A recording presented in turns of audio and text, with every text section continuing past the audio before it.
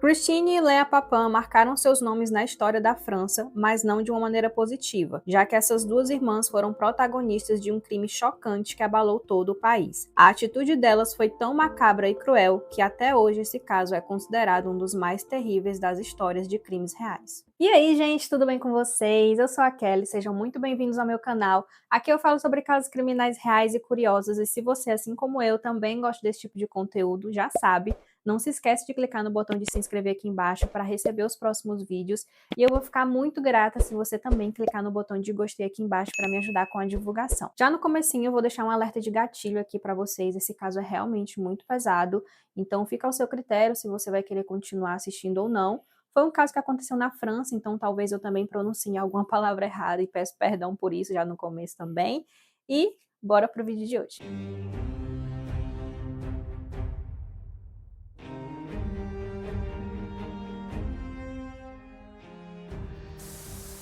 As irmãs Papin não vieram de um lar saudável e seus pais, Clemence e Gustave, eram bem problemáticos e viviam em um relacionamento bastante complicado. E as coisas começaram a dar errado antes mesmo delas nascerem. Durante o relacionamento, o Gustave teve que lidar com vários boatos de que a Clemence não era fiel a ele e que ela tinha um caso com o chefe dela, mas ele amava muito a Clemence, ele era muito apaixonado por ela, então ele meio que fechava os olhos para esses boatos e preferia fingir que não estava acontecendo nada. Mas, em outubro de 1901, eles descobriram que a Clemence estava grávida, e como eles ainda não eram casados, essa situação seria altamente condenada pela sociedade daquela época. Então, eles tiveram que correr para oficializar a união deles antes que as outras pessoas notassem a gravidez. No mesmo ano, a Clemence deu à luz a Emília, mas a verdade é que ambos eram pais terríveis e muito negligentes. A Clemence odiava a maternidade e era mentalmente instável. Além disso, ela não dava muita atenção ao Gustave e fingia que a Emília nem existia. Como consequência disso, o Gustave acabou desenvolvendo o hábito de ingerir bebida alcoólica e acabou se tornando alcoólatra e bastante violento. 2 anos depois do nascimento da Emília, o Gustave ainda estava lidando com a crise no relacionamento e os boatos de que a Clemence era infiel.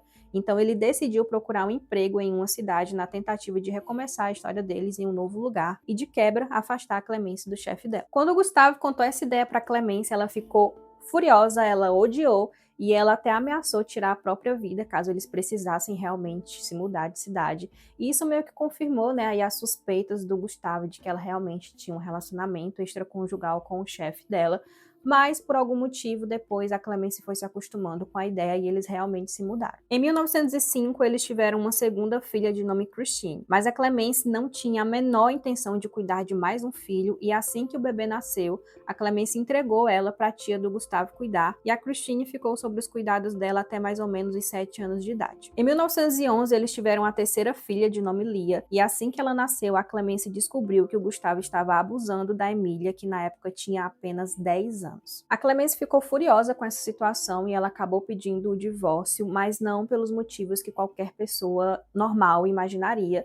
Ela, na verdade, pediu o divórcio porque ela se sentiu traída pelo Gustavo e ela colocou a culpa de tudo na Emília, dizendo que ela que tinha seduzido o pai. E, gente, isso é extremamente absurdo, porque a Emília ela só tinha 10 anos, então não faz sentido nenhum. E como uma forma de castigar a Emília, ela acabou levando ela para um convento, que era um lugar que era muito conhecido por ser muito rigoroso e cheio de disciplina. E não para por aí, porque a Clemence tirou a Christine da casa da tia do Gustavo, onde ela estava morando, e enviou ela para o mesmo convento que a Emília estava, e a Lia, que era a irmã mais nova, né, a caçula, foi tirada da casa do Gustavo para ir morar com o tio-avô dele. Mas as coisas não saíram como a Clemence planejava, porque as meninas se adaptaram muito bem ao ambiente em que elas estavam, e assim que a Emília atingiu a idade suficiente, ela fez os votos para se tornar freira, e a Christine também queria trilhar o mesmo caminho. A Clemence ficou furiosa quando descobriu que a Emília tinha seguido esse caminho, porque o que ela planejava era que assim que as meninas fossem maduras o suficiente, elas deixariam o convento para trabalhar e ajudar ela financeiramente. A Clemence rapidamente tirou a Christine do convento antes que ela também fizesse os votos para se tornar freira e encontrou um trabalho doméstico para ela na casa de uma família de classe média, porque ela tinha aprendido a realizar tarefas domésticas no convento. Mas a Clemence sempre fazia ela trocar de emprego porque ela achava outros lugares que pagavam mais. A Lia, que estava sob os cuidados do tio-avô, também foi forçada pela Clemence a voltar para casa para que começasse a trabalhar, e apesar da diferença de idade e de estarem separadas há tanto tempo,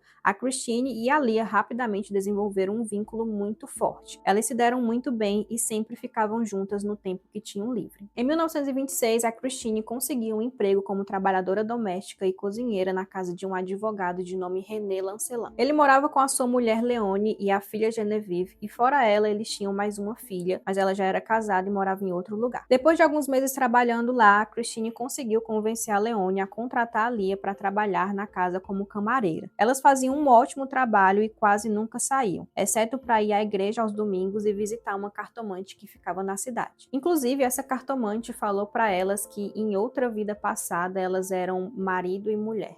A família Lancelin realmente estava muito satisfeita com as duas meninas, porque elas focavam muito no trabalho, não procuravam pretendentes, não frequentavam festas, eram muito obedientes, discretas e muito trabalhadoras. Então eles acreditavam que tinham muita sorte. Apesar disso, a Leone sempre foi bastante exigente quanto à limpeza da casa. Ela queria que tudo fosse feito do jeito dela, chegava até a passar os dedos nos móveis para verificar se tinha poeira. Além disso, ela constantemente fiscalizava as meninas para saber o que elas estavam fazendo. Caso elas cometessem algum erro ou quebrassem algo, era descontado do salário delas. Mas antes de trabalharem para essa família, elas não se saíram muito bem nos empregos anteriores. Os antigos patrões disseram que a Christine era extremamente autoritária e ficava agitada se alguém pedisse para ela fazer alguma atividade que ela considerasse abaixo dela, e ambas também tinham personalidades frias e distantes. Mas por algum motivo, elas se davam muito bem com a família Lancelin, elas eram muito bem alimentadas, tinham um quarto só para elas na casa e também ganhavam um salário que era padrão na época. Com o tempo, a Christine e a Lia passaram a ver a Leone como uma figura materna e até chamavam ela de mama, mas se referiam a Clemence como aquela mulher. A Leone descobriu que as meninas enviavam todo o dinheiro que ganhavam para Clemence e disse a elas que não precisavam fazer isso e que deveriam guardar o dinheiro para si mesmas, e prometeu que conversaria com a Clemence para informá-la que não receberia mais o dinheiro das meninas. Infelizmente, com o passar do tempo, a Leone mudou o comportamento e começou a ficar cada vez mais rigorosa com as irmãs, e a situação ficou tão crítica que a Leone passou a agredir fisicamente as meninas. Inclusive, teve uma situação que uma das meninas varreu a casa e esqueceu um pedacinho de papel, e a Leone foi e beliscou ela com muita força, forçando ela a se ajoelhar para pegar o pedacinho de papel e jogar no lixo.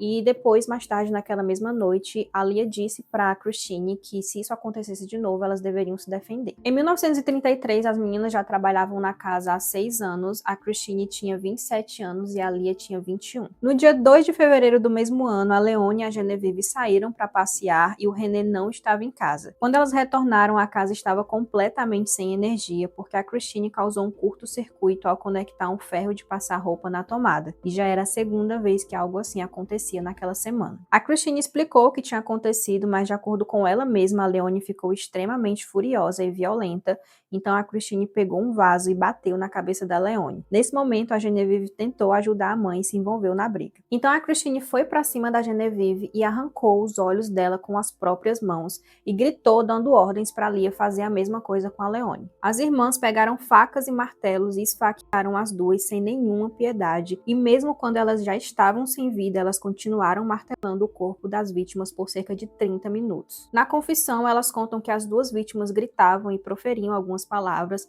mas elas não conseguiam entender o que elas estavam dizendo. As irmãs levantaram as saias das vítimas sobre suas cabeças e arrancaram pedaços das nádegas e coxas delas, e ainda chegaram a usar o sangue da menstruação da Genevieve para manchar o corpo da Leone. Depois disso, elas calmamente se limparam e se prepararam para dormir, mas antes elas trancaram todas as entradas da casa. O René finalmente voltou para casa algumas horas depois e encontrou a residência fechada. Ele presumiu que sua esposa e filha tinham saído para um jantar ao qual todos eles haviam sido convidados para participar naquela mesma noite. Quando ele chegou ao local do jantar, ele percebeu que a Leone e a Genevieve não estavam presentes. Ele ficou extremamente preocupado e decidiu voltar para casa junto com um amigo para procurar pelas duas e descobrir o que tinha acontecido. Quando eles chegaram lá, eles notaram que a única vela acesa era a do quarto da Christine e da Lia. Como todas as portas estavam trancadas, ele chamou um policial que conseguiu entrar porque ele pulou o muro da residência, mas ele realmente não estava preparado para a cena que ele ia ver posteriormente.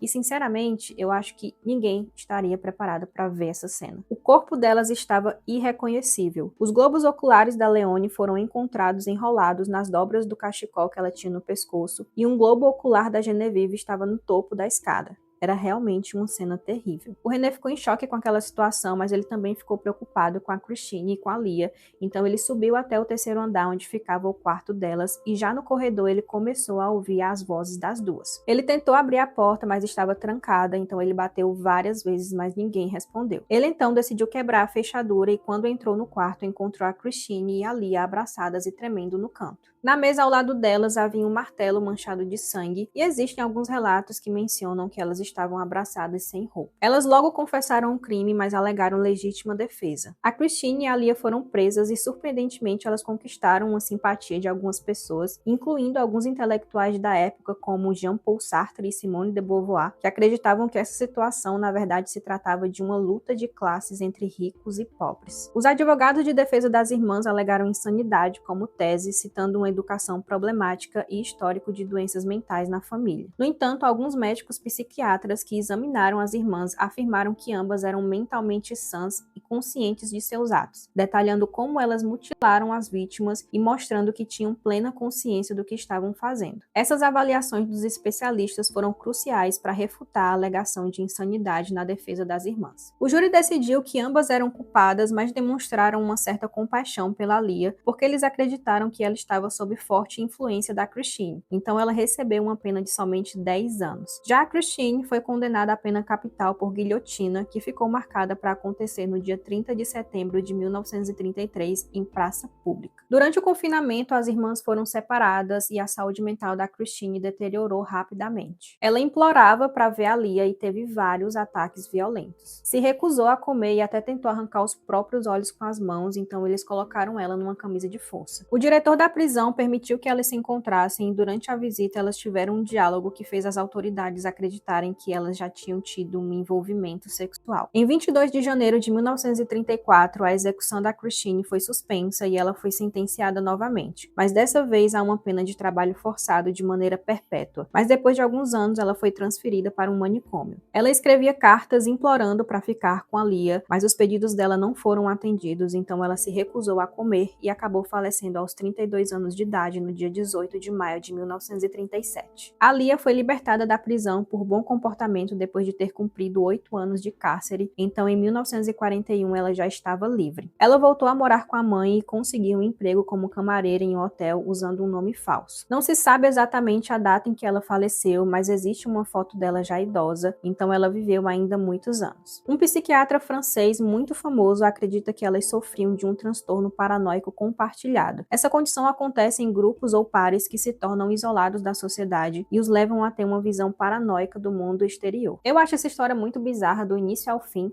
mas eu quero saber o que você achou, então me conta aqui nos comentários. Não deixe de assistir os outros conteúdos que eu já postei aqui no canal e até o próximo vídeo.